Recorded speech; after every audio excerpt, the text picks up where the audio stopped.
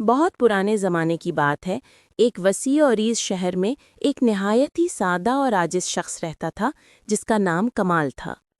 کمال شکل و صورت سے تو عام تھا، مگر اس کی آنکھوں میں ایک عجیب سی چمک تھی جو اس کے مضبوط ایمان اور گہرے یقین کو ظاہر کرتی تھی۔ کمال کی روزی کا واحد ذریعہ بھیک مانگنا تھا، مگر وہ ایک عام فقیر نہیں تھا۔ کمال روزانہ صرف اتنی ہی بھیک مانگتا تھا جس سے اس کی اور اس کی بیمار ماں کی ایک وقت کی روٹی کا انتظام ہو سکے، اور باقی وقت وہ شہر کے سب سے پرانے اور ویران کتب خانے میں کتابیں پڑھتا تھا۔ اس کا خیال تھا کہ دولت کپڑے بدلتی ہے مگر علم تقدیر بدلتا ہے۔ کمال کا ایک عجیب اصول تھا، وہ کبھی کسی سے جھوٹ نہیں بولتا تھا، چاہے اس کی جان ہی کیوں نہ چلی جائے۔ وہ لوگوں سے صرف ضروریات کی بات کرتا اور ہر بات سچ کہتا۔ شہر کے لوگ اسے جانتے تھے اور اکثر اس کی سچائی کی وجہ سے اس کا مذاق بھی اڑاتے تھے۔ اسی شہر پر حکیم نامی ایک بادشاہ کی حکومت تھی جو بہت عادل اور عقل مند تھا، مگر اس کا دل ہمیشہ کسی گہری تشویش میں مبتلا رہتا تھا۔ بادشاہ کو اکثر عجیب و غریب خواب آتے تھے۔ ایک رات اس نے خواب دیکھا کہ اس کا تخت ٹوٹ رہا ہے اور ایک اجنبی شخص جس کی آنکھوں میں یقین کی روشنی ہے اسے تخت بچانے کا راستہ بتا رہا ہے۔ اگلی صبح بادشاہ حکیم نے اپنے سب سے قابل اعتماد وزیر کو بلایا اور سارا خواب سنایا۔ وزیر نے کہا، جلالت الملک، لگتا ہے کہ خدا آپ کو کسی ایسے شخص کے ذریعے مدد بھیجنا چاہتا ہے جو دنیاوی طاقت یا دولت سے نہیں بلکہ روحانی طاقت سے مالا مال ہو۔ بادشاہ نے حکم دیا کہ شہر میں اس صفت کے کسی بھی شخص کو تلاش کیا جائے۔ بہت تلاش کے بعد وزیر نے کتب خانے کے قریب بیٹھے فقیر کمال کے بارے میں سنا۔ وزیر نے کمال کو دربار میں حاضر ہونے کا حکم دیا۔ جب کمال شاہی دربار میں پہنچا تو اس کے کپڑے پھٹے پرانے تھے، مگر اس کا سر فخر سے بلند تھا۔ بادشاہ حکیم نے مسکرا کر پوچھا، اے فقیر، میں نے تمہاری سچائی اور تمہارے علم کے بارے میں سنا ہے۔ میں تمہارا امتحان لینا چاہتا ہوں۔ اگر تم نے سچ بولا تو میں تمہیں انعام دوں گا، ورنہ تمہاری سزا سخت ہوگی۔ کمال نے اطمینان سے جواب دیا، عالی جاں، میرا اصول ہے کہ میں صرف سچ بولتا ہوں، مجھ سے جو پوچھنا ہے پوچھیں۔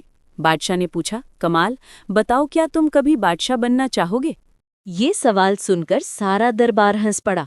ایک فقیر بادشاہ بننے کا خواب دیکھے؟ کمال نے فوراً سر اٹھا کر جواب دیا، نہیں بادشاہ سلامت، میں کبھی بادشاہ نہیں بننا چاہوں گا، کیونکہ مجھے معلوم ہے کہ جب انسان بادشاہ بن جاتا ہے تو اس پر ذمہ داریوں اور سازشوں کا بوجھ بڑھ جاتا ہے۔ میرا سکون اور میرا ایمان میری اس سلطنت سے کہیں زیادہ قیمتی ہے جو میری قسمت نے مجھے دی ہے۔ بادشاہ حکیم حیران رہ گیا۔ اس فقیر نے جھوٹے غرور کے بجائے سچائی اور سکون کو چنا۔ اس کے بعد بادشاہ نے کئی مشکل سوال پوچھے اور کمال نے ہر سوال کا سچائی اور حکمت سے بھرپور جواب دیا۔ بادشاہ کمال کے جوابات سے بے حد متاثر ہوا۔ پھر اس نے اپنے خواب کا ذکر کیا اور کمال سے پوچھا کہ وہ اپنی سلطنت کو تباہی سے کیسے بچا سکتا ہے۔ کمال نے بادشاہ کو بتایا، حکیم بادشاہ، آپ کی سلطنت اس لیے خطرے میں ہے کیونکہ آپ انصاف تو کرتے ہیں مگر آپ ان لوگوں پر بھروسہ کرتے ہیں جو آپ سے جھوٹ بولتے ہیں۔ آپ کی سلطنت کی جڑیں کمزور ہو چکی ہیں کیونکہ اس کے ستون سچائی سے خالی ہیں۔ آپ کو اپنے گرد ایسے لوگ چاہیے جو صرف سچ بولیں، چاہے وہ آپ کو اچھا نہ لگے۔